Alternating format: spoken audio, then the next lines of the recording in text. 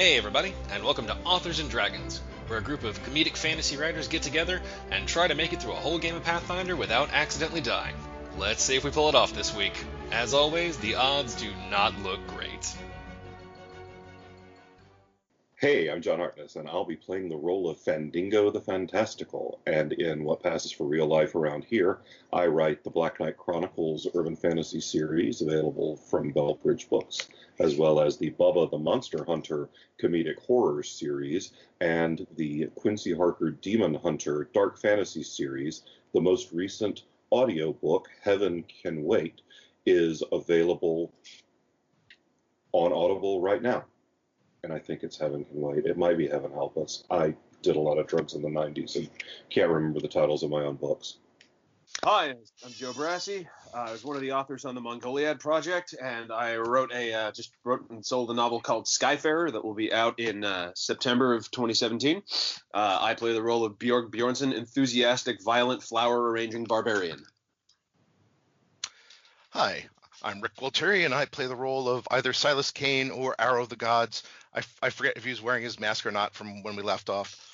But in real life, I write the Tome of Bill horror comedy series, concluding with The Last Coven, which is coming out tomorrow, which actually will be in the past, by the time you're listening to this podcast. So if you're hearing this and you haven't bought it, what are you waiting for?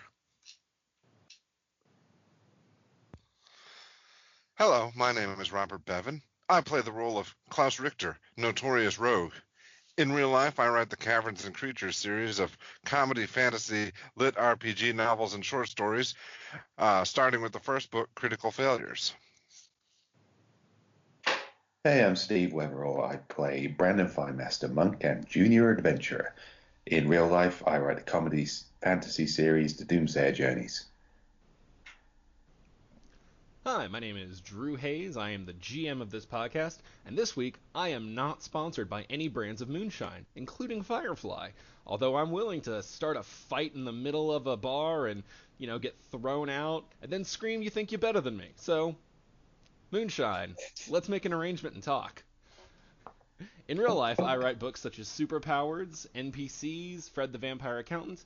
I have a new audiobook out right now. Screw you, Rick, I know how to manage time, called Going Rogue, the reviews on which have been pretty positive so far. And if you're listening to this, it is a week and some change away from the release of my newest book, Forging Hephaestus. Anyway, when last we left our intrepid adventurers, they had gone off sailing on a ship away from an island where yet more destruction that they had personally caused was raining down. Yeah, they are really tearing this world a new one. We need a T-Pain break. In pursuit of Kutheric, who had gone missing and was no longer on the island, they headed off to a cluster of islands with magical properties, and that was all the goblin told them. So we rejoined them on the ship as day breaks, and an island is in distant sight. Is that what we're doing? We're looking for Kutheric?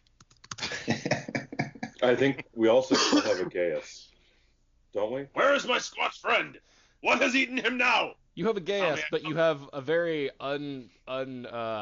specific Gaius of you're just still out here searching for the thing. So until you get a lead, you can kind of just go wherever looking for a lead, as long as it's on the ocean.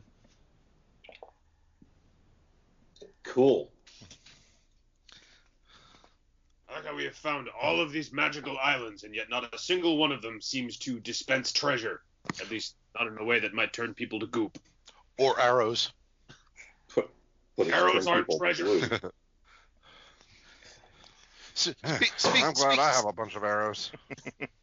Speaking of which, I think this morning Silas will be donning his mask, and just for amusement purposes, I think he'll store his gold somewhere else, and in his Bible, or in his belt pouch, leave some Toreg tracks. Toreg tracks. Nice. Are those like Rick, cookies? Would you be so kind as to roll an intelligence check for Silas? Are Toreg tracks what you call the marks in your underwear? You. Silas rolls a 14. He's feeling actually brighter than normal today. Yeah. He remembers last night very distinctly Footstool pointing out the fact that the Arrow of the Gods had never booked passage on this boat and was not welcome there. If you would like to still step out, you are more than welcome to. Just reminding you, since that did happen literally a night ago. I almost kind of wish I had rolled low on that, but I guess I'll be Silas then. Would you still like to swap out your gold for Torag tracks? Oh, fuck yeah. Okay. You head up to the deck of the ship.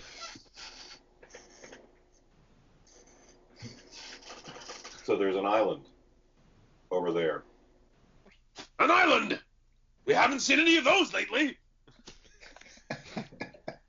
Yeah, short-term memory is not much of a thing with your people, is it, big guy? But this is a different island. What? I'm sorry. I took hundreds of blows to the head. This island's bound to be great. This is probably the island of relaxation and rewards. We had can that make one it already. great again. we had the island of relaxation and rewards. But only We for taunted a demon. Only for evil people. And now I have a compass on my arm. Yes. Why? You know what this island in front of us needs? It needs Torag. Yes, because then we could sail away from it and leave Torag in our wake. Bjorg looks at Silas and says, I have yet to meet a single person that has seemed impressed by Torag. They're all impressed on the inside. Far, That is far disturbing. inside. I am not comfortable with all of this discussion of inside, unless it's feelings. Wait, what? Is there going to be a You know something? Kuthric understands what it means to be inside. Klaus understands it more than anyone. now. How long do we have until we reach the island?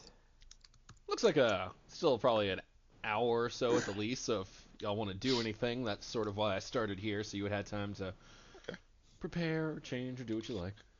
Go below decks and see if I can find any like wood that's like not essential, and maybe carve myself a few makeshift arrows. What? Shockingly, Just on a have ship, you Good find idea. no non-essential wood. There's got to be like a toilet seat or like a door that nobody's using.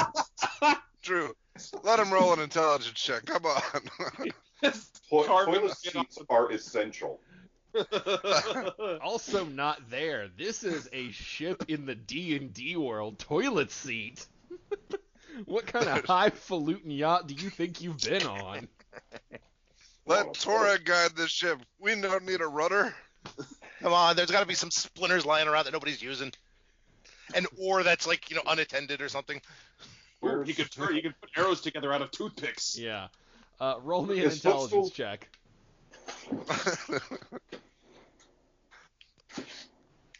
Silas gets a 16.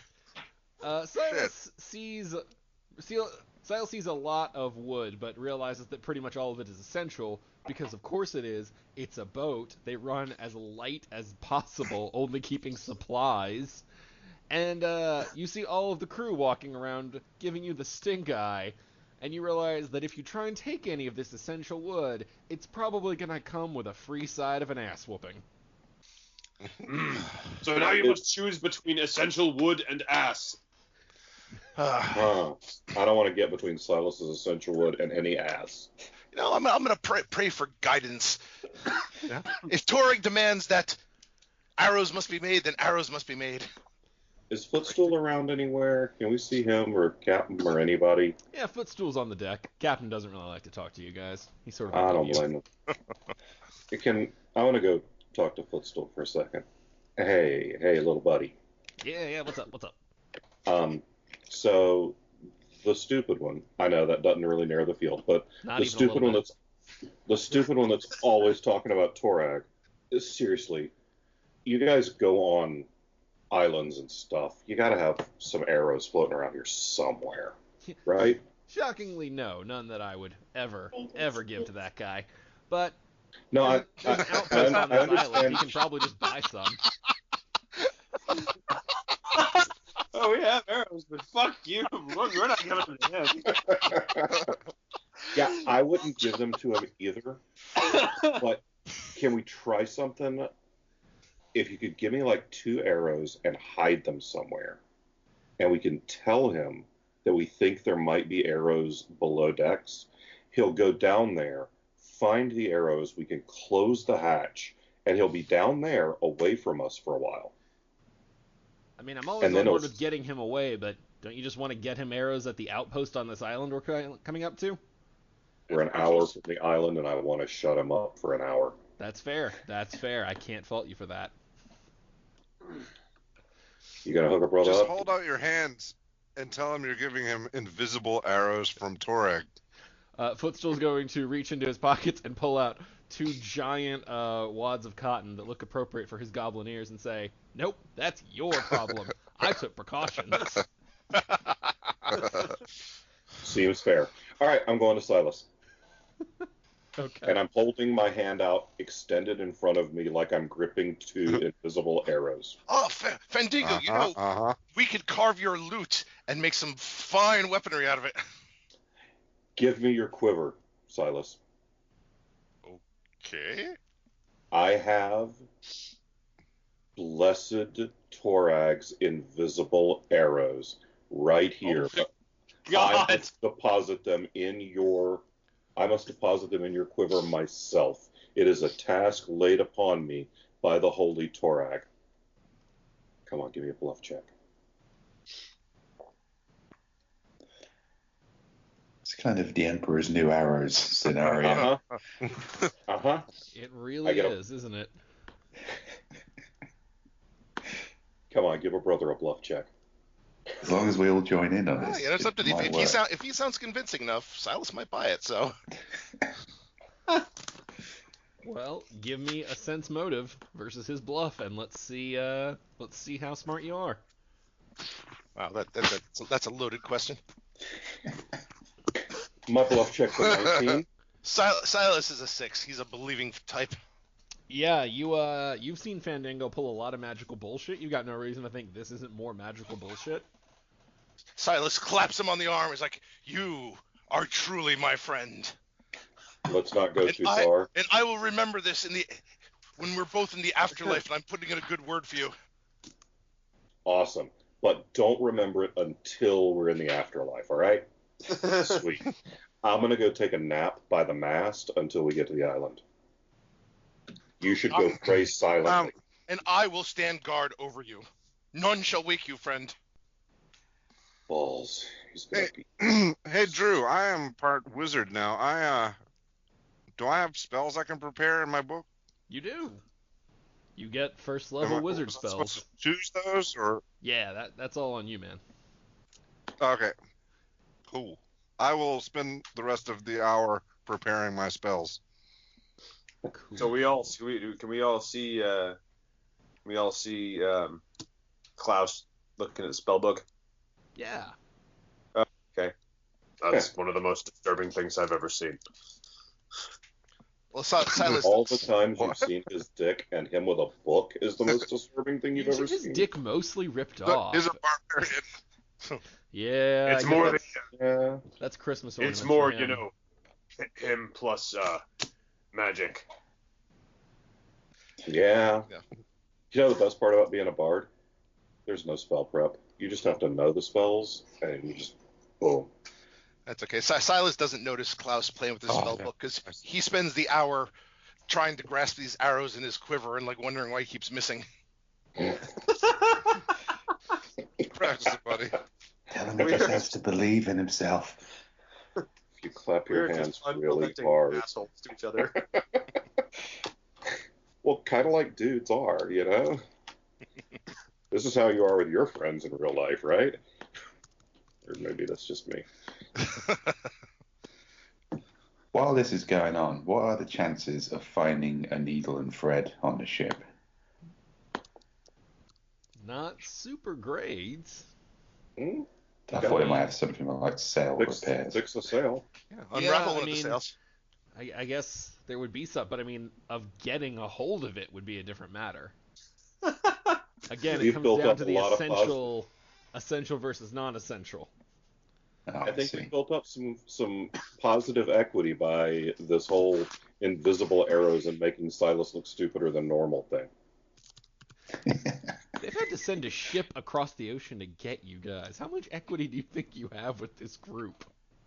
About a nickel. But I mean, you can always ask. Yeah, sure, I'll ask. I mean, Brandon assumes there's just infinite equity because he is Brandon. So, And yeah, he he'll hasn't ask had about if anybody has a needle and thread he could possibly borrow to pass the time.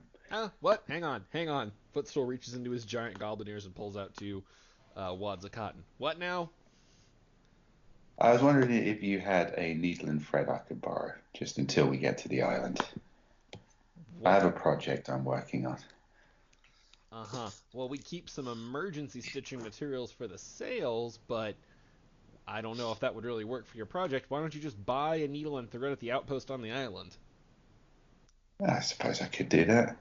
Yeah, yeah. Okay, I'll do that. That's fine. I wouldn't want to interfere with your emergency.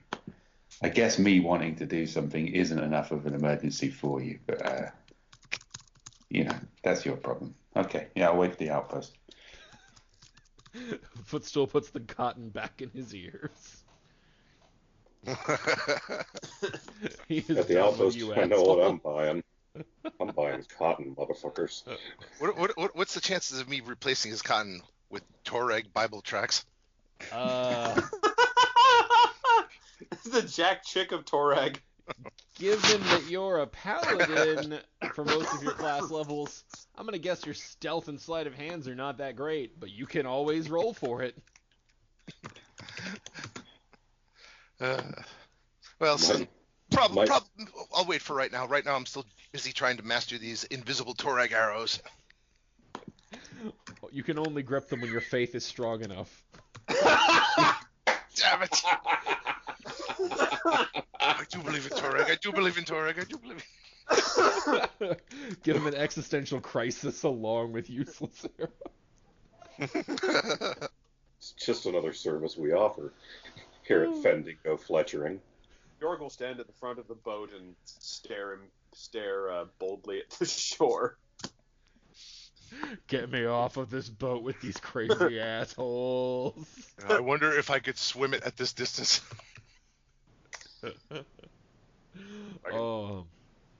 Does anybody have any other boat stuff they would like to do before the boat docks? Nope. No, I'm quite happy just to patiently wait for the island. Okay. I need the full hour. Yeah. All right. Well, it's an hour and some change. It's not a perfect hour. Oh no, Yeah. watching Silas grasp at imaginary arrows, it's a perfect hour. Fair enough. This might be the best entertainment you all have gotten in weeks. Silas, I think you should pray harder. Bards do what bards do, yeah. By the end of the hour, Silas is in tears. Like, please, Torag, forgive me. I think that's the first time he's actually asked Torag to forgive him. Well, not for the stuff I've done, just because my faith apparently isn't strong enough to grasp. I tried to be helpful. I say, Silas, have you tried believing harder? Have you tried just being better?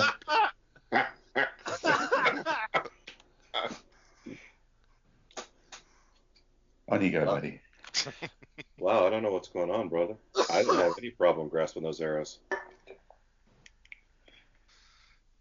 You see Silas enter into a great depression.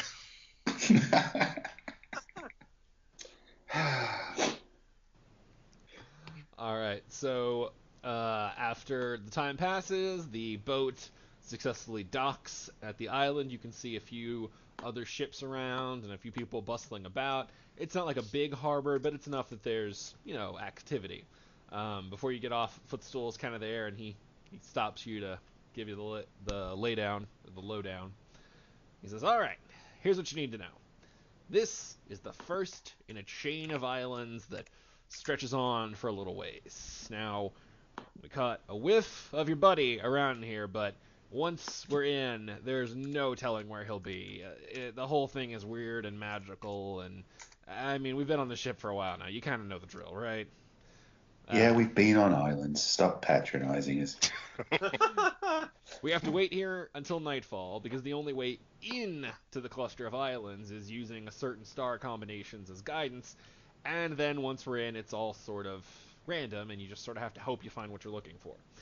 There's a very good chance we could be lost forever and die, but, what else is new? So, you have all day to talk and walk and figure things out, and at night we can go, but we don't have to go. I mean, your buddy could be here, so it's kind of all up to you. We can't leave unless it's nighttime, but until then, I don't know. You guys just let us know when you're ready to go. So, are there hookers here? Because it's been a while. I mean, Klaus is starting to look good. Bjorg is going to Thank inch away from Fandango. Bjorg is not starting to look good. Thank Too you. tall. And blue.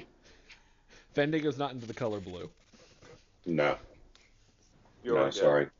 braids up his lustrous blue locks. Well, now, I like braids. Something to pull on. Is nice. my power. Is this what we're going to be doing for the rest of the day? Or what? That's What, really me up to you making guys, sure? though, isn't it? I Bjorg think... will stride off the boat and begin looking around. Okay. Silas will follow. Yeah, I'll follow Bill. Sure, why not? Everybody give me perception checks. Where's my squad friend? All right. Klaus is going along as well. Where's my dwarf? Silas gets a 19 perception. And Dingo also gets a 19 perception. Brandon Firemaster gets a 21 perception. Bjorg gets a 10. He's too busy going, where's my dwarf? Klaus gets a 4 perception. Playing with your dick again, huh, Klaus? Yeah. Klaus is still Yeah, laughing his things I'm ass on off it. at the Silas show he's just watched for the past hour, and either doesn't notice or doesn't give a shit about the island. Okay. So, as you walk Glad I could off, help. you notice that there are basically 4 large buildings right off the port, and that's the bulk of it. There's not much else beyond that, but there's a few trails that sort of go off into foresty areas. You can see a few mountains in the distance. This is a big damn island. Like, there's a reason you could see it from a ways off. You know, this is just a little town, more trading outpost than anything at the front of it where the port is, but looking like you could spend days trekking over this thing without issue. Days. And so you have, 19, 19, 21. You all can see signs hanging in front of the respective buildings. So the largest one is labeled as an inn. The one across from it that's a little bit smaller just says supplies. There's one a little further back with a picture of a horseshoe, so that's stables.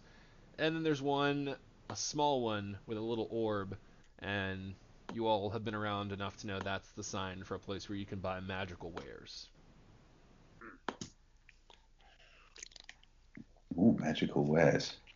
Let's go get Silas some arrows so that he'll shut up. But I don't need arrows now. I have these magic. But you can only use those against magical creatures, and you may have to shoot a mundane creature sometime. That is a good point. There are I plenty see of handle. there are plenty of non-believers that need to be punished. Realize Wait a minute, now, that's not what he said. you realize now that he's going to try and use those arrows against something that's actually magical at some point. Yep. I love the fact that he heard there, you might need some normal arrows to shoot people who disagree with you. I mean, Some, you gotta give him that's this. some He has a hardcore theme bullshit. and he sticks to it. Oh, yeah. Come on, Silas. Let's go get you some arrows. Yes. We're heading to the supply depot then. Yeah, I think Bjorg will come along. Okay. So Bjorg, Silas, who else is going to the supply building? Brandon will follow I'll along. tag along. Bjorg thinks Fendingo. entertaining to watch Silas bargain with anyone. So is everybody going into the supply building? Yeah. Okay. All right. You all walk in. You see a large man. Looks like probably a former sailor. He's got that weather-beaten skin and big, burly, rope-pulling muscles. There's an axe just sitting on the counter in easy reach. And you look around. You see very basic stuff. Like you see shields, a little bit of chain armor, mostly leather, a few swords, some arrows. Like this place has essential adventuring supplies, but it's by no means well stocked. It's a trading outpost on an island. It has what it has. How about some throwing knives? Because I have this great guitar that shoots blades out the back, but I think I need blades. Throwing knives. He kind of rummages around and he pulls out 3 daggers and he just sets them down. I got knives. You can throw them.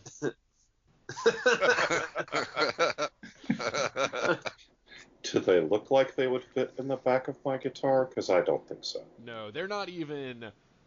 They're clearly not even the same make. Like they have different shapes and proportions. These were built by 3 different blacksmiths. Like I'd be doing good to cut an orange with these things. No, they look Silas- sharp. They're still functional as daggers, but there's no Okay. uniformity. This guy it clearly isn't making his own shit. Like he's just a reseller.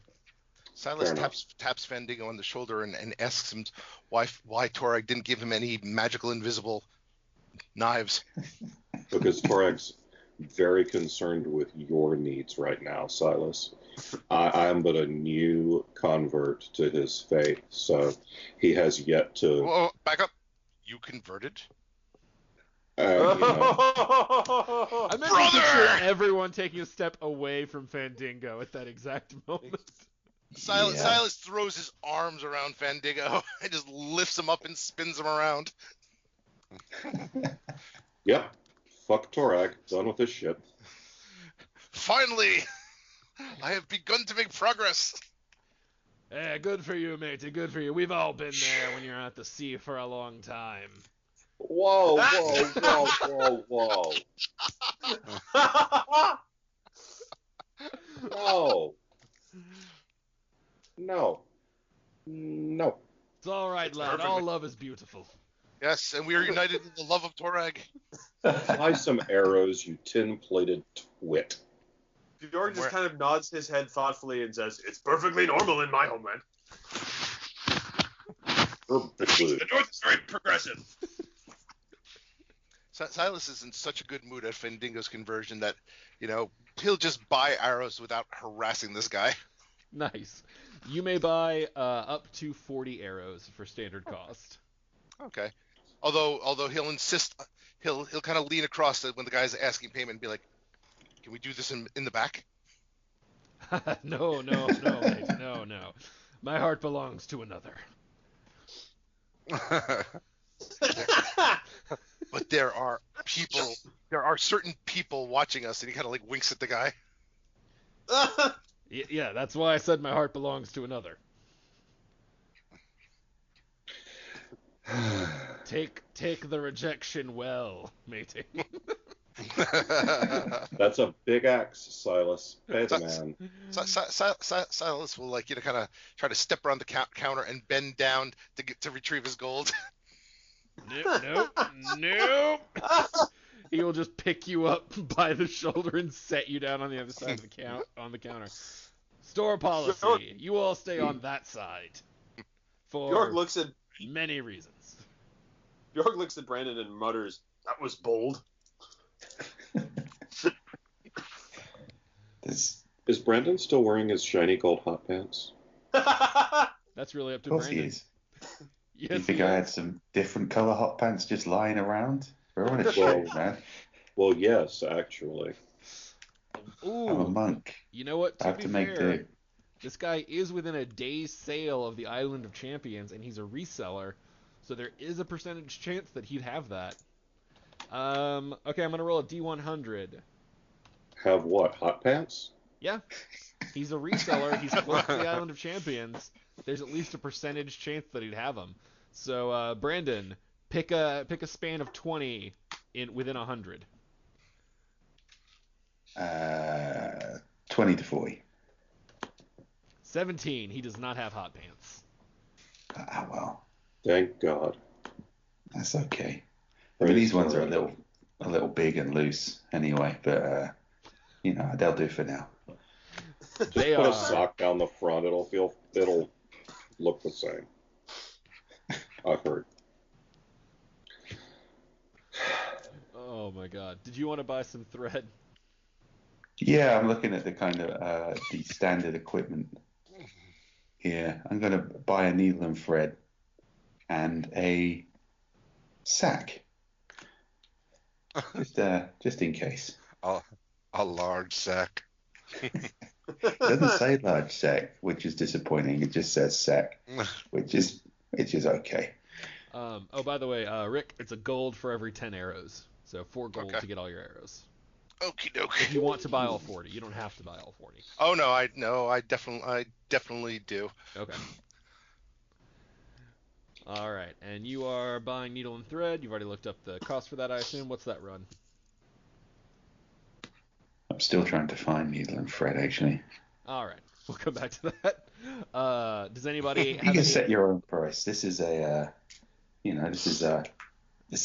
guess it's a seller's market out here, so It is, but he's been playing pretty fair with you guys, so we'll say 2 silver. 2 silver. Is that for the sack and the needle and thread, or just the needle and thread? 4 silver for the sack and the needle and thread. So 4 silver for all of the things. Okay, I'm just check and see if I've got any wine skins. I lost a couple. Yeah, I'm good. Cool. 4 silver for the needle and thread and the sack. Okay. Actually, in addition to the arrows, I just remembered that, technically I haven't actually bought anything since, all my stuff burnt to the ground in, our first week. Yep. So anything I'm missing, I'll try to replenish. I think I just had basic, adventuring gear, food and stuff. If you'd like to buy an adventurer's kit, I believe we have those in this one, right? That's what we started with? Yeah. Yeah. If you Yeah. want to just buy a generic adventurer's kit, you can buy one for cost. All right. That is surprisingly decadent of you, Silas. Well, I don't expect to have it for long. Bjorg is. Oh, sorry. Bjorg is gonna look and buy a nice sturdy spear because he's now fought ogres and them fuckers have reach, so he wants to get his hands on a reach weapon. Okay, well, oh, you know what? Let's make this fun, actually. Okay, there are, how many kits are there? Looks like around, I'd say at least 30. Roll me a D30. Oh, this is gonna be fun. Roll me it 3 times, and if you get any All right. repeats, repeat them. Roll again. So 13, 17, 20. There are so many more than 30 on this. There's a bajillion kits. 30. Oh, that's a fun one. Okay, so the first kit that is available for 670 gold Yeah, I don't think I'll buy that one. is a Ghost Hunter's kit. Let's come with a fucking EMF detector or something. It has Pretty 10 much. candles, 3 flasks of holy water, 1 potion of lesser restoration, a crowbar, a folding shovel, 4 sun rods, 1 spirit bane spike, and a wooden holy symbol. Too rich for my blood. All right. I don't think I could get that much if I sold all your blood. So next up is the 17. Okay, that's going to be a diver's kit. A diver's kit contains an air bladder, Air bladder. a common buoy, 30 feet of chain, a fishing net, a glass bottle, a pound of soap, 3 sun rods, a waterproof bag, and a waterproof hooded lantern with 3 flasks of oil. You get both, you could be a holy diver. That's one for Fandango there. Just check that out. The diver's kit is 121, by the way. How much just for the soap for Klaus? And for the last I'm one, clean. all right, you guys can get there's a fighter's kit. That is a backpack, a bedroll, a belt pouch, a flint and steel, an iron pot, a mess kit, rope, soap, 10 torches, 5 days trail rations, and a water skin. And that is 9 I think gold. I'll grab that one. Okay. How many of those does he have? He has 1 of each. Oh, well, fuck it then. Since he's a reseller, I had to restrict his supply a little to make it fun. Well, since Fandango is a convert, Silas is willing to front them the cash. How much cash you willing to front me? For a brother in Torag? As much as you need. Do you have 121 gold? What? Yeah, I have 121 gold. I just wish I wanted the shit in the diver's kit. I was going to say, do you really want to spend that on a diver's kit? No, but this, aside from the Silas hugging me, this converting to Torag could be pretty valid here. Silas puts the bulk of his money on the counter. A diver's kit for my friend. No diver's kit for your friend. It's okay, Silas. I'll get you to front me the money on something we need much more than a diver's kit later, when we go to the magic store. Well, very well. I'm Then here. just looking at the equipment list here, and it turns out they've got smoked goggles, which I'm assuming is Dungeons and Dragons equivalent of douchey Ray-Bans. Do they sell them? Does he sell douchey Ray-Bans? Oh, well, people come through. Those would float. I'll give you a 10% shot. I'm going to roll another D100. What's your span? 30-40.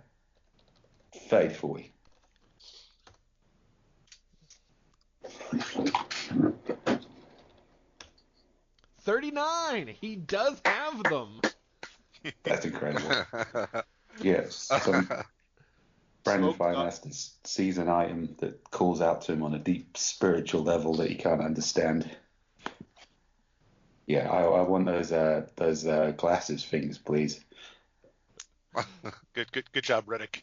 Okay, he tells you they are 10 gold. He doesn't know why, but he just feels like that's a very reasonable price for eyewear that he doesn't technically need. So yeah. To be clear, Brandon is now wearing gold hot pants, the fading remains of ruby oil kind of in his sinew, and smoked douchebag goggles. We're adventuring with Right Said Fred here. I feel like I'm getting closer to Universal Wonders as soon as I put those on. Getting closer to Universal something. You all look at Brandon Thighmaster, and while he looks undeniably a little more like a douchebag, deep in your hearts, you also have to admit he looks a little more awesome. And you hate him more for it. Bjorn doesn't hate him. He's got another deep craving that he can't quite understand. What are Jello shots?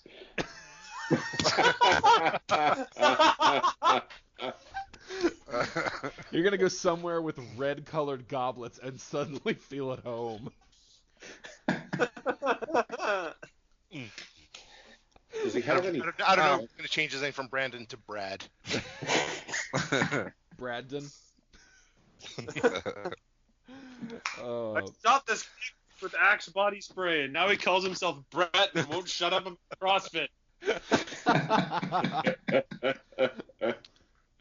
Okay, I'm sorry, Bjork. You wanted to buy a polearm, right? Yeah, Bjorn wants to buy a spear. Okay, let's see. You wanted to buy a spear. I think those are considered pretty common. Okay, so you want a spear. He only has ones with wooden shafts for obvious reasons. Sure. That's fine. 2 gold. All right. He will plunk down the gold and take his spear, hold it up, and go, a good long rod with a pointy thing at the end.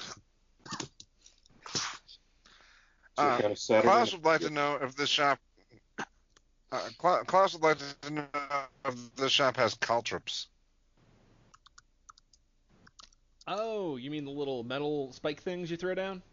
Right, yeah. Okay, well that is all metal, so it doesn't float. So True. you're going to have to roll a percentage to see if he's had any get traded in. Floating weapons are easier to find because when people die, he can scoop those out of the ocean. So arrows and spears, those are cool. I'll give you a 20% chance. That's not super uncommon. What's your span of 20? I'm just doing 1 to 20. 79. Bummer. All right.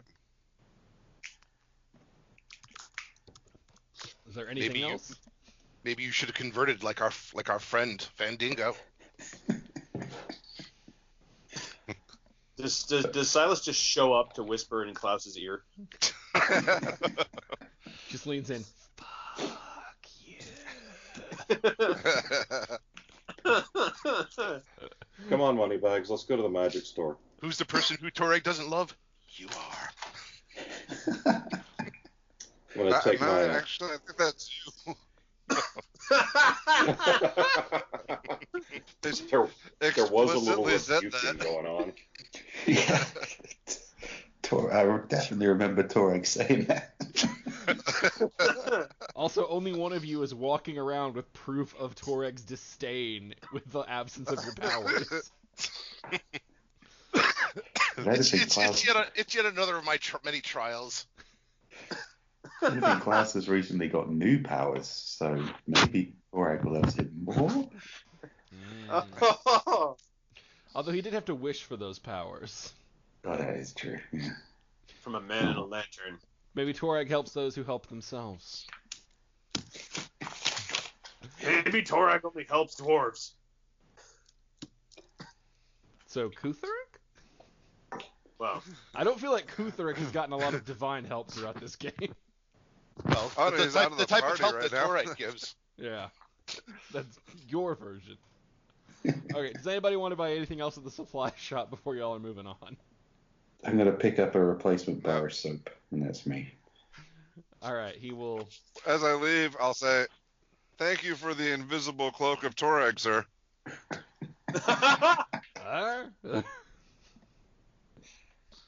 That's it. That's all you got. And I leave. Yeah, that's all I wanted. All right. All right, where to next? Let's go to the magic store. Come on, Silas, bring your money. Anything for you, my friend. See, Fandingo has a new mission: to spend all of Silas's money before Klaus can steal it, thus shitting on 2 of my party members at the same time. That does bring up a good question. Silas, how are you paying for things? You took your gold back on the ship. I didn't say I would lift it in the ship. I just said I took it out of my belt, my pouch. Okay, where are you hiding it? I figured it was probably in my backpack or so. Okay, well, seeing as you took out gold to pay for your arrows, it's no longer a hidden gold. That's okay. That's okay. I'll put it all back in my belt pouch, and I will hand that belt pouch to Fandingo. Boy, you are really robbing Peter to pay Paul on this one. At least I he's don't care hiding if it I in his keep my backpack. money. I just don't want Klaus to have it. Toreg is the great god of dwarves, and spite. Hey, Silas, why If he don't wasn't you go before, ahead? he sure is after you. Why don't you go ahead to the magic shop, and I'll catch up to you in just a minute. Klaus, come here. Okay, friend. Yes. All right, I have Hello. all of Silas's money. Oh, I know. I want you to stay off of my belt pouch. I'm going to put it under my nutsack. So, you want me to stay on your nutsack? And away from my money. Fondle I'll the stay away from jewels. your money. Yeah, fondle the jewels. Leave my gold. So what you're Okay. saying is you want Klaus to grab your nuts? Not really, but if given the choice between Klaus grabbing my nuts or grabbing my money, fuck it, I'll take a little rub and tug. Bjorg nods thoughtfully and goes, "That makes a simple kind of sense." Boy, that supply guy gave you guys the green light, and you just jumped all over it. Hey, What's Bjork's the Perfectly DC normal in for- my homeland. Well, okay, All right, Silas, since you're going into the magic shop while they're talking behind your back, you're the first one to meet the magic shop proprietor. Excellent. You step in to find a non-human creature composed of armor, like metal, really. It's like started out as a suit of armor and then got everything filled in and welded together. It's an automaton of some manner. You can roll me an intelligence check to see if you can guess what it is. I will also accept a knowledge arcana if you have that. No. Silas rolls a 13 intelligence. That's pretty good. It's not super unknown that these things exist. It is a golem. You don't know exactly what kind with a 13, but from the metal, probably some sort of metal. And as you walk in, it waves a clanking hand at you. Hello, good day. How are you? Greetings, foul and living abomination. Greetings, foul Jesus. living sack of meat. Not only is the golem not offended, but he's got game. I'm here to shop for wares for my great friend Fandingo. Excellent. What would he like? I Oh God.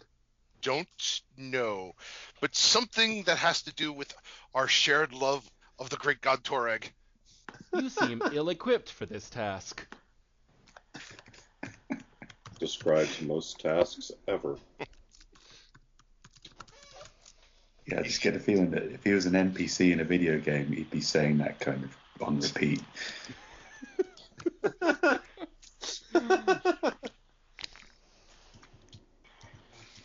Tell me, do you have any blessed items for sale? Yes, we have 3 blessed items for sale. And those would be? For sale.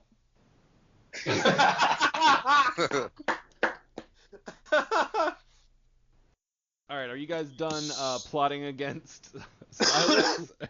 Yeah, I just wanted to tell Klaus to stay out of my taint. But by the time they arrive at the magic shop, Silas is busy trying to convert the the automaton.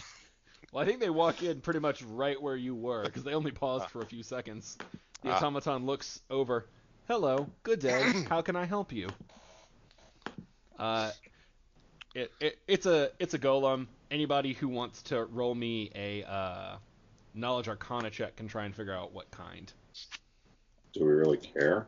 I don't know if you would. You don't have to roll it. I just gave you the I option. mean, Well, Bjorg is just staring at this thing like the proverbial 6-year-old who's just seen a transformer for the first time. I will also, if you Fendingo. have appraise trained, I will let you try and roll for what it is.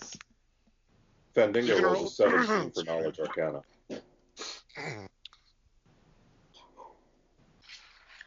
A 17? No. Fendingo rolls a 17 Klaus for rolls- knowledge arcana. Oh, there it is. That was delayed for Klaus some rolls reason. a 26 for trained appraise. Okay. It is an iron golem. Oh, there's that good roll. Silas will step close to his buddy Fandingo and be like, "Be careful, it doesn't have a soul." That Okay. is 1, hurtful. 2, incorrect. 3, ignorance. And 4, you just described Silas in a nutshell. I like this guy. Bjorg is going to lean over at Silas like he did back in Judge Hungary's courtroom and say, "That's racist." Do you have a name, Golem? 11. Do you like 11 names? Do you like waffles? My name is 11. Oh, nice to meet you, 11. My creator was not creative. Oh, wow, 11. This is one of those Stranger Things. How do you feel about waffles? It just kind of tilts his head a few times. Unrecognized term. Fair enough. Um, what kind of things do we see on the shelves for sale? You see nothing on the shelves, but you do see small little pictures lined up and a big book in front of the automaton. I would like to go look through the book. Okay. As you flip through, you see basic magical wares. You see a couple of rings. You see some boots. You see potions. What are you? What are you looking for? Spell scrolls. You flip. You can find 2 scrolls listed. What are they? I will let you know in a minute. I have to find a scroll generator real quick. I don't know what you assholes are going to ask for. Neither do we until, like, literally hearing it come out of our own mouths. I genuinely believe that. I genuinely do. Okay. Okay. So you find 1 scroll of Lesser Confusion. That actually might cure Silas. It might be less than his confusion. What's the other one? The other one is going to be a scroll of Restoration. I can't cast either of those. Fuck it.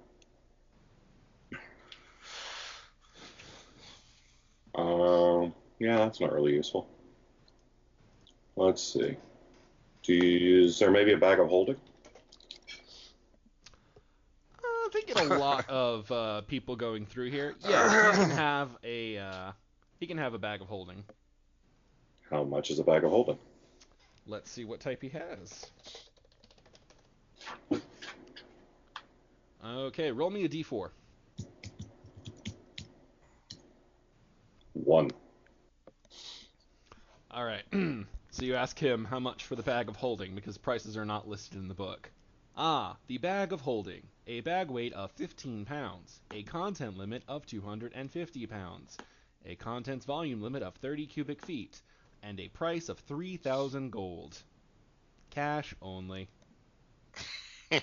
What is your appraised value on a disgraced paladin of Torak? It sort of looks Silas over. Carrying approximately 40 gold worth of material. However, they have been sullied by his touch. So 20 gold in general value. The gold whatever gold you're about to receive has been very well sullied by being in Fandango's taint. Yeah. All right. Well, I guess we're not. How much gold, Silas? How much gold do I have now? He handed you. Did you count it? Yeah. When? When I was putting it in my taint. Okay. I could count it with my balls. Then you have 146 gold pieces in your taint. Awesome. We're finding every reason possible to use the word taint. Yep. If you are in need of additional funds, there is work available. Oh, really? Yes. What kind of work is available? Jobs currently available. Hunting. There are supernatural creatures on this island with body parts that my master can use in order to craft new items. Are any of them big enough to swallow a dwarf? Yes. Many. Most even. This could be good, guys. We could get paid and find Catharic. Remember, Catharic? And sell his parts.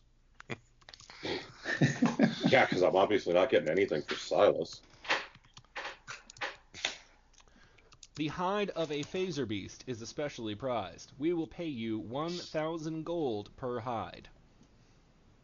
Do you know how many phaser beasts there are on the island? Negative. What's Do a you know- phaser beast? Very difficult to kill creature. The last 4 groups who have gone off have not returned. But less difficult than a photon torpedo beast. It is a large cat capable of phasing in and out of our known plane, shifting through solid objects. I've punched cats. I've punched phasing animals. Yeah, should be no problem. Do we want to go hunt down a phaser beast? There is another job available. What's the other job? What's this? You may hunt for my creator. He went out to get cigarettes approximately 5 years ago and has not returned. How much is his hide worth? 30,000 gold, alive. Done. 15,000 Done. gold, dead. Still fair. I Where would did you like to start? do the job myself. Can we stay here and mind your magical store? You may not. Okay. I mean, I would like to do the job. It holds up its hands and does a really bad imitation of air quotes. The job. The job. I want to be the one to kill him. Oh. All right. That is why So- he pays half if you bring him to me dead. He will find your mans. Well, where's the nearest place to buy cigarettes? Over at the Ooh, supply good thinking. store. It wasn't there. Yeah, well, I Why guess- would Well, you want No, Brandon? we don't know. We don't know that. We didn't search the supply store for him. Brandon would like to We can ask, keep why going would without you Bjorg. want to kill your creator? I'm sorry, did you miss the part where he skipped out on me 5 years ago to go get cigarettes? Oh, so you've got a 5-year Nick fit, and he hasn't come back with your smokes. I got it. Makes sense. He forged me from the ether of nothingness, and then abandoned me to run this shithole shop. I want to choke the life from his eyes with my own hands. That's grim. Yes, I approve. I am eternally stuck here, forced to follow the last order I was given of minding this shop. Truly, my life is a waking nightmare hell. Speaking of waking nightmare hells, So you've met Silas before now. However, if you, if he is deceased, his orders are no longer valid, and I become free. Thus the value in his dead carcass to me. I must have proof. You can't just take my word for it, huh? Ha ha ha ha ha. No.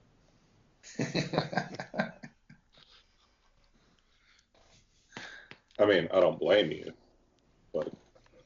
but Silas here is a paladin of Torak. He's incapable of lying. Plus, he's too stupid.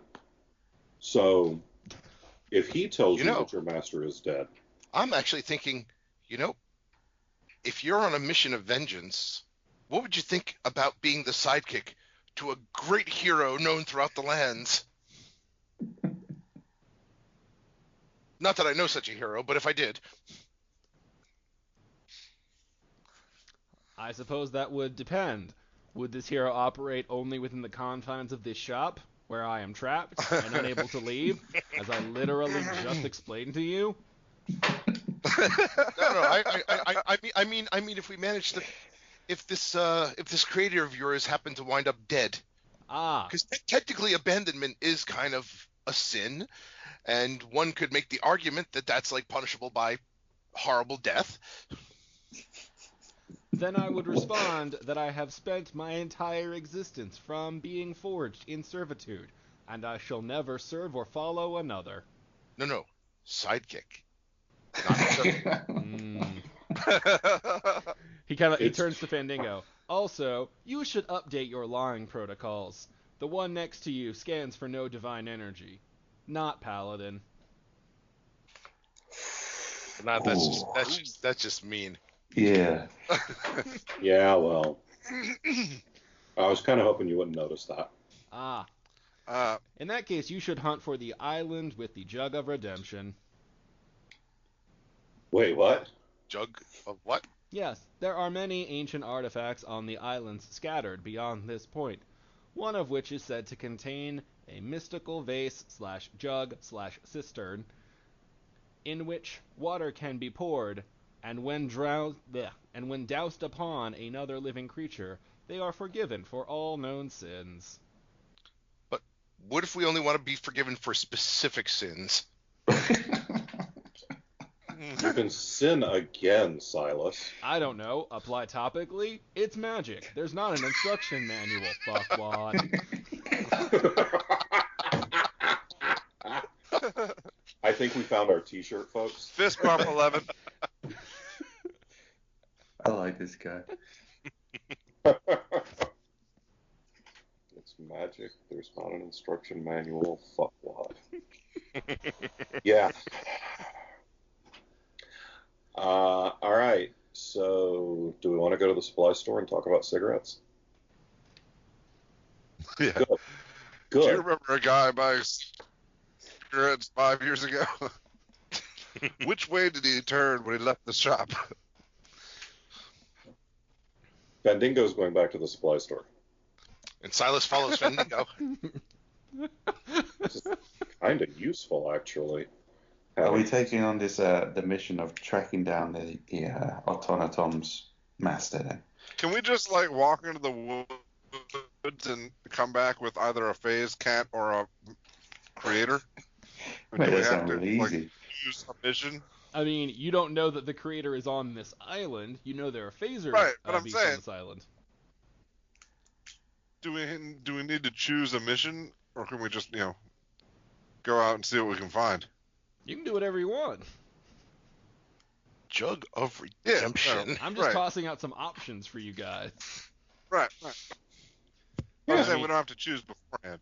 Yeah, you don't Yeah, have we to choose could do any of both. them. You guys can just go off into the forest and hunt shit for a while if you want. It's Well, I guess we Yeah. have to look for a Kufarik And anyway. if one of those is a phased beast, then awesome. yeah, you If one of them is a probably have better luck hunting Creator? one of those. You'd probably want to track it, but yeah. That's really assuming any of us have any ranks in. Yeah, the Out last time for we tried review tracking shit. something, we wound up uncovering the conspiracy of the giant intelligent apes that were in league with the devil horse. So we I probably tracked our own success it. footprints. I think that's when I was in prison with Judge Hungry. Yeah, I think you were gone for that. But you were there for the conspiracy where you got tricked and let out a bunch of evil prisoners. Don't know what you're talking about. Yeah. Never happened.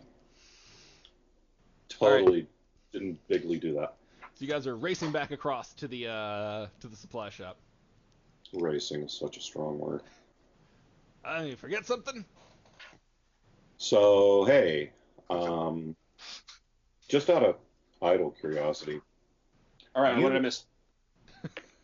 we're going to the supply store to buy cigarettes. Cool. Do you sell cigarettes here? I mean, we got the rolling papers and we got the tobacco, so you can make your own as you need. We're really more pipes here. Them fancy cigarettes only caught on in the cities. So, do you know the guy who used to run the magic shop? Yeah. Decent fella. You're not him, are you? So we've heard. Do I look like the type to wield magic? Maybe a magical axe, but typically no. Yeah, Fair enough. no. He took off a few years ago, off in search of some legendary kind of tobacco. Ah, do you have any idea where he went to find this wacky tobacco? Nine. His hunt for the Juz cigarette was, put him toward the islands. Well, he's dead. So, he went looking for a jizz cigarette. Jazz cigarettes, that's what he called them. Oh, a jazz cigarette. All right. Toward the islands. We're in the island. No, you be at the entrance. This is not part of the archipelagos, or whatever it's called. This is just the entrance point. The place where you go to check the stars and sail your way in. We're the entrance and the exit. And generally, What's if this? people are getting in, it's only through here. Well, let's just say the waters around these islands are not so friendly. Are there any These lightning jazz worms? What'd you ask, Fandango? I couldn't hear you. Are there any lightning worms on these islands? Lightning worms. You mean dragons that shoot lightning? No, I mean like squids or things that make weird shit happen. I've heard legends of all sorts of things. No one really knows what's beyond this point. You get all kinds of different conflicting stories. It's like the whole place is just constantly shifting. Just saying, last time we ran into anything like that, I could see through myself for a week. Yeah, I've drunk that ale, my friend. Yes. And I wound up with Klaus in my head. I had a really big tongue. It made him quite popular. You've been Put that taking the away. dwarven whiskey. All right, guys, so do we want to... We can go in the forest and hunt a phaser beast, or we can go on the boat and go to the islands and look for the Jug of Redemption and the Master Dude and 30,000 gold worth of Master Dude. And whoever the frozen boulder is.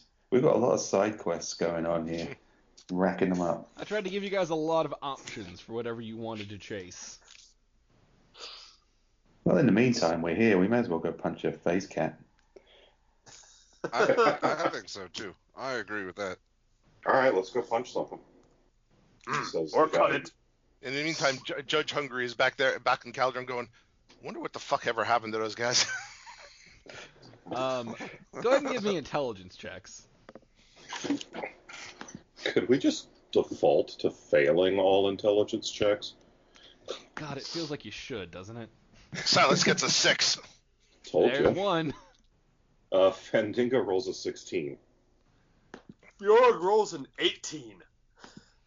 That's because Bjork sets the bar so low to start with.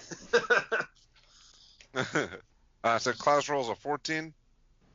Brandon Firemaster rolls a 7. I'm going to go ahead and automatically knock a 1 off that for wearing the fantasy Ray-Bans. Yeah, you this like is another everyone one of wearing those sunglasses accent indoors, moments. you're kind of stupid. So This is also another one of those moments because he said fantasy Ray Bans, but part of me heard fantasy rape pants. I don't even want to know what you'd have heard if I said fantasy Oakleys. Well, All right, Bjorg, as a man who is accustomed to being a stranger in a strange land, it occurs to you that perhaps before you go trudging off into uncharted wilderness hunting a creature you know literally nothing about, perhaps you should talk to this hardened gentleman who lives here, or literally anyone from this island to get some idea of where the phaser beasts live. Fandingo and Klaus also think, boy, we really don't even know what direction to go in, do we? huh. Where do you go looking for phaser beasts? And what are phaser beasts? You be hunting the phaser beasts. Woo-hoo-hoo. Yes. Oh, the God's own luck to you, my boys. That's not a where or a what. I think. Can we find phaser beasts in the inn with the whores and the ale? Yeah, the robot told you about him, didn't he? Yep. Yes. He sometimes gets his words a little mixed up. You're looking for a displacer beast. Oh! Yes, Still not helping. Is they that live anything deep, like deep within the forest. You got to get near the mountains to find their natural habitat. And they are strong and dangerous, very difficult to hit. They naturally glamour the light around them. It's what makes their skin so valuable. You can make a hide out of it that's damn good at stealthing about. But it is hella difficult to hit the damn things. They are tough. But what if you have blessed arrows of Toreg? Ah, yes, Or a that magic will sword. do absolutely jack and shit. So you're saying there's a chance? From what I hear, even the keenest of blades can only strike it about half the time. The rest, it just slips right through the creature like it's not even there. All right. I And- need a cloak of this hide. And they're not found in the inns with the booze and the women. No, you're looking at about 3 days hike to get to their habitat. We're there. And of course 3 days back, and fighting all the things in the wild on the way. Awesome. Footstool's definitely not going to wait for us. Yeah, do we have 6 days?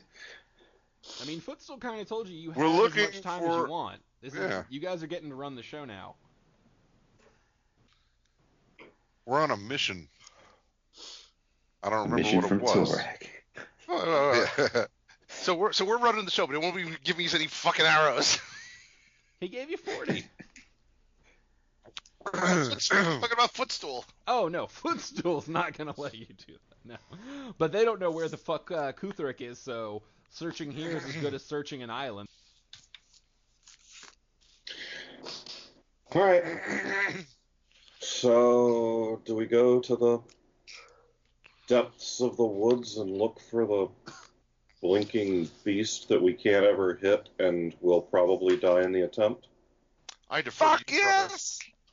I think Brandon wants a second crack at things that are similar vaguely to blink dogs. I seem Yeah. to remember something about that. I've got this entire notepad to fill out. Well, if you be wanting my advice, I would recommend you wait until morning to set out, seeing as things around here get a little rough at night. You might be happier hitting the inn, getting an ale, and starting with the daylight. Give you as much time out of the darkness as possible. What Dawn. happens around? Yes, ale. Yeah. Bed? Normal bed? Aye. What kind of candy-ass barbarian are you, blue balls? Bjorg looks at Fandango indignantly and says, a very civilized one. More Okay. civilized than you some days. I can't even argue with that. I have 200 gold under my balls. Jingle ball. And you southerners lecture me about my wolf shirts.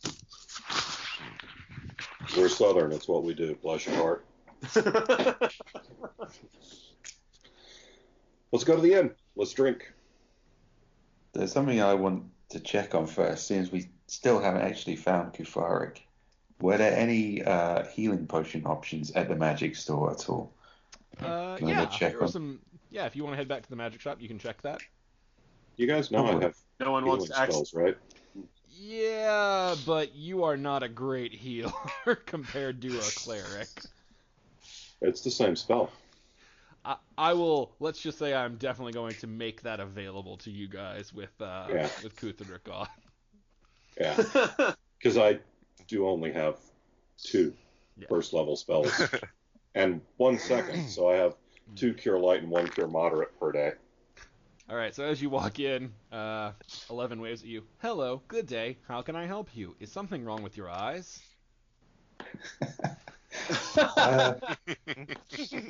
Oh, nothing wrong with any part about me at all. These are just cool. We decided to go and hunt your displacer cat. But I get the impression it's probably not going to like us killing it. Do you have any healing potions or anything that might help us at all with retrieving this animal?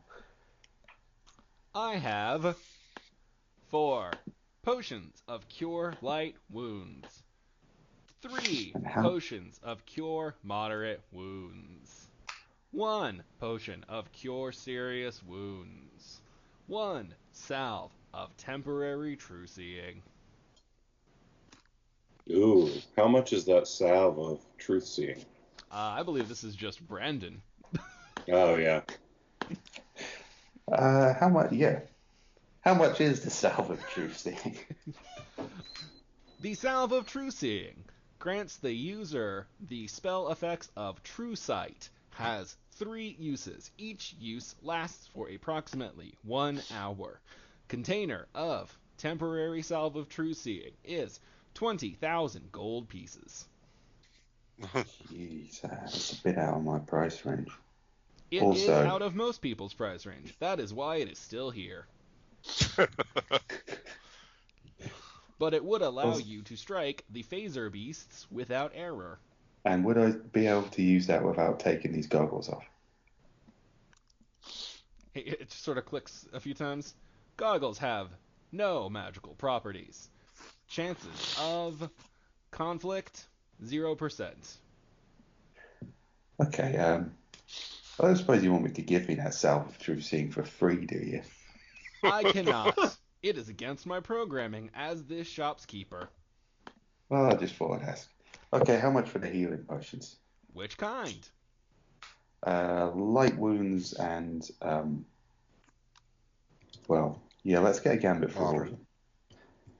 Light wounds are 50 gold pieces per potion. Moderate wounds are 300 gold pieces per potion. Serious wounds are 750 gold pieces per potion. Okay, and you definitely just can't give me them. Okay, If I had I'm an gonna ounce take. of freedom, I would tear this place to splinters and crush it beneath my feet. God, oh God, I hate it here.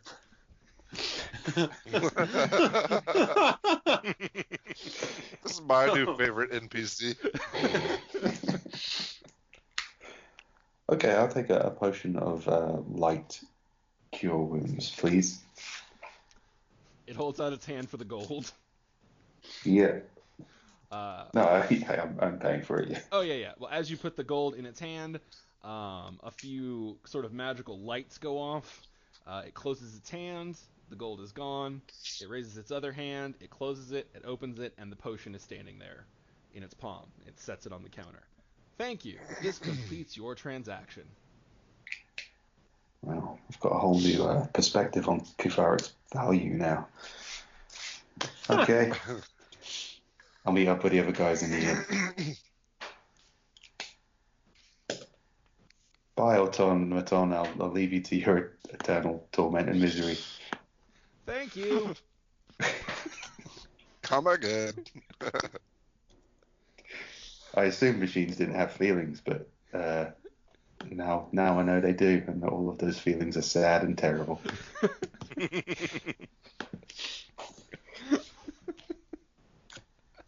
I love my bitter golem. It's like a fat ass Marvin the robot. Yeah, we find Kufarik. I'll introduce you. Oh. All right, so you guys are going to the bar to drink and eat. They have ale, they have food. Aside from getting drunk and eating a decent meal, does anyone have anything they want to do? No. No, Bjork gonna meal up and get to bed. All right. Can I play Finn, music Finn. in exchange for my? Can I play music in exchange for my free food and drink and a room? Oh my God, we're back to episode 1. Oh, I'm gonna give you 50% chance that there's enough patrons in the bar at this time to justify paying for a bard. All right. Because you are not in a city, you're at an outpost, and if there's not more than you guys drinking today, he's not gonna give you shit for playing for your friends. So span of 50. So do you want high or low? I'll take low. 68. He is not willing to float you anything free for playing. It's okay. I'll reach under my nutsack and hand him the cost of my meal. Yeah, you guys are gonna pay a gold each for your meal in your room. All right. Fair enough. I'll pay 2. since I'm paying with Silas's money anyway. Probably a good call. All right, and while you guys drink, eat, and prepare for the next day, we are going to call that the game for tonight and shift to the next part where we take questions from our wonderful listeners from the live blog at facebook.com/authorsanddragons.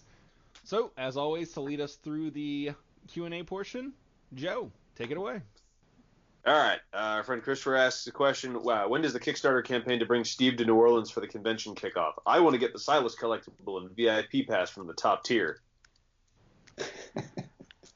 Well, How much There will is it no pay to Silas. rent a collectible Silas? Yeah, no one wants a collectible Silas. Can we talk about the con that we're trying to get Steve to? Are we far enough along that we can give people that? Yeah, I don't see think why so. I think not. so, yeah. Okay. We're Yeah. probably going to be on the website in a Yeah, week. book my hotel. Yeah, I have to. Okay. Well, we are trying to get Steve out for Con Carolinas in Charlotte on the weekend of, I believe, June 2nd. John, am I right there?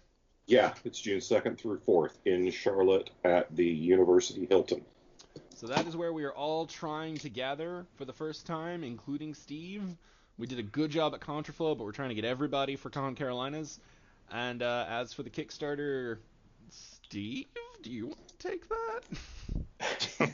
Yeah, I'm working out a few things to make sure I could definitely go. And once I've done that, I have a few prizes lined up for people who wish to donate to the cause. So that is in the works. And hopefully I'll have some pictures of them within the next couple of weeks. So there won't be... Yeah, there'll be kind of one-off things to do with the game. So they'll be kind of limited edition. So yeah, they'll be really expensive is what I'm trying to say. Because airfare ain't cheap. Yeah. Prize number one: buy me one ticket and you get. Buy my return ticket and Very limited, only 2. Glorious. All right, Joe, what's next? All right. Our friend Emily says, a couple of you have mentioned that you've written smut/erotica. Is this an ongoing thing or just something you did when you were young and naive and needed the cash? Rick? Definitely not that latter, because I know I haven't made any cash whatsoever from mine. I just do it because it's like fun to occasionally write something different, and it's kind of actually a bit of a writing challenge for me, because just talking like that and stuff, I can sit here and say the word fuck as much as you want, but putting it in certain contexts is it's not a comfortable thing. So writing that is really just kind of one, it's kind of fun. I try to put together good stories, and two, it's a writing exercise. yeah, mine was a total money grab. I wrote a couple of pieces of erotica in an attempt to cash in, and it wasn't well written. It wasn't popular. It didn't make me any money, so I stopped after 2 stories. So One of mine has some pretty good reviews, Necromancer's Wife, and I'm really proud of the story. But somebody who's a fan of romance and stuff did leave a really I guess honest review. They were like, "This is a well-written book. I like the story, but goddamn, these characters are all hateable." You write hateable characters? I won't believe it, Rick. The man who plays Silas cannot possibly. was that published in April of 2015? No, that's well, actually, it might have been, because it came out originally. The original title was Necromantic, and then I changed it, so it might be. Lydia Strom has an incredible love life. Oh yeah, that's it. Oh, Lord. podcast I'm would just gonna tell you right be- now. I think it is kick-ass. It's a kick-ass story. It's definitely not really romantic though. I think the tagline, though, is amazing. Can the peace of the afterlife compare to the pleasures of the flesh? Oh, damn. I'll think tell the you rest of what, the if podcast anyone should just be- donates $500 to the Get Steve to Con Carolinas Fund, I will do a recorded reading, a dramatic reading of this. Oh, my God. Get out your wallets, folks. We all want to hear that. Y'all can all chip in. Considering it's told from that character Lydia's viewpoint, yes, I'm putting that up as a prize. I'll pay it extra if you do it in the Silas voice. I have to get all breathy. Lady Strom has an incredible love life. For her, there are no forbidden desires, fantasies left unexplored, or boundaries that can't be crossed. There's just one small problem. She died 3 years ago.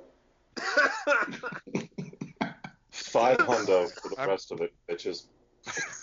That's it. I'm getting into the erotica game. As soon as Critical Failures 5 is finished. All right, next question. Okay, so our friend Richard asks, for the group, is it easier for you to write a specific character archetype, either in an author setting or in the context of tabletop RPGs? Typically, when I'm gaming, I find myself especially drawn to specific builds and alignment. How do you branch out?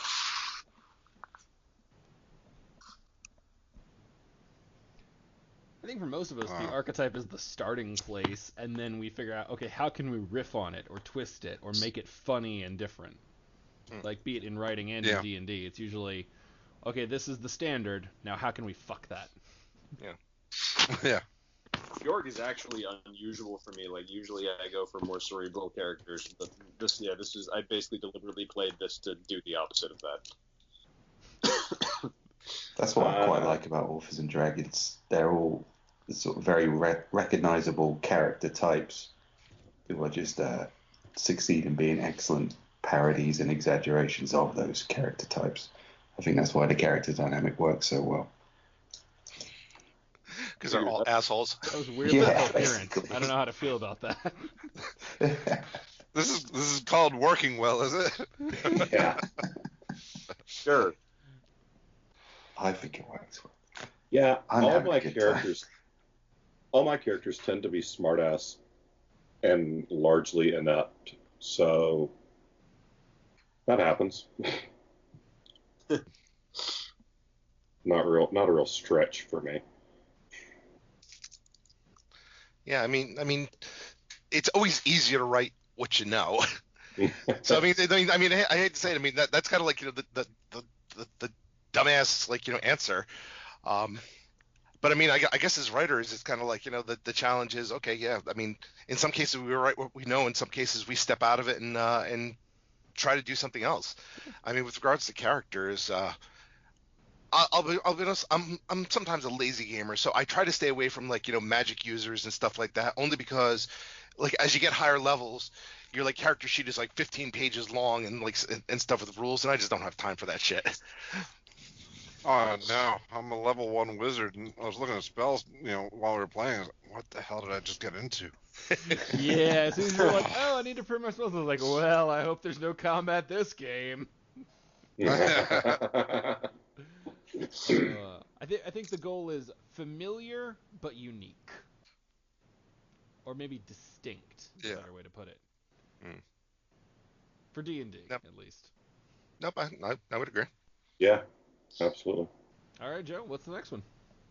All right, next one is from our friend Mark. Question 1, can you give a shout out to a female writer/editor who has helped and influenced you? Question 2, have you thought about having a couple of female writers / editors on for guests on the show? We originally had a female author in the original lineup, but unfortunately life got busy and she had to drop out right before we started the games. Yeah. I mean, my entire team, with regards to my books, are all female. You know, my editor Megan Harris, who is awesome. You know, my cover artist Mallory, my proofreader Beth. You know, I mean, as far as, like, you know, authors and stuff, you know, I'd probably give a shout out to, like, you know, to Gail John, because she was really awesome to hang out with down at Contraflow. Yeah, Gail Z. Martin's been a big help to me. And when I was first starting out, Faith Hunter and Kalena Price and Misty Massey all gave me a big boost and really helped me get started doing the convention circuit. And Faith was kind enough to blurb some of my books, and have those 3 women have been very influential and helpful to me throughout my career. I got to shout out to my editors Kisa Whitkey and Aaron Cooley, who have been amazing and have turned a lot of garbled messes into actual books. And then my cover artist / the owner of the publishing company, who I do Fred through. And if she ever hears this, I'm sorry because I know I'm going to fuck up this last name, but it's Ashley Ruggarello, I think. It's a long name, and I just feel like there's a lot of room for weird pronunciations that I'm sure I fucked up somewhere. Probably the most like directly helpful person from my career was actually Nicole Gallen, who's one of the fellow authors in the Mongoliad project, and she actually, as the distinction of giving, she used to do like a quick once over of my chapters before they would go to straight editorial, and she used to read scripts. So she has this like mode of editing she gets into where she would actually ask us, at the beginning, do you want this straightforward or do you want this with snark? And like after one pass, we were all begging for snark. It was the funniest shit we'd ever read. But like my favorite note that I've ever gotten on anything I've written was probably like she had basically circled an entire paragraph, and it just said it was a note to Mark, who was my like straight editor, and the note was, Mark, I really want to give a comment on this paragraph, but I cannot for the life of me tell what the fuck Joe is talking about. Nice.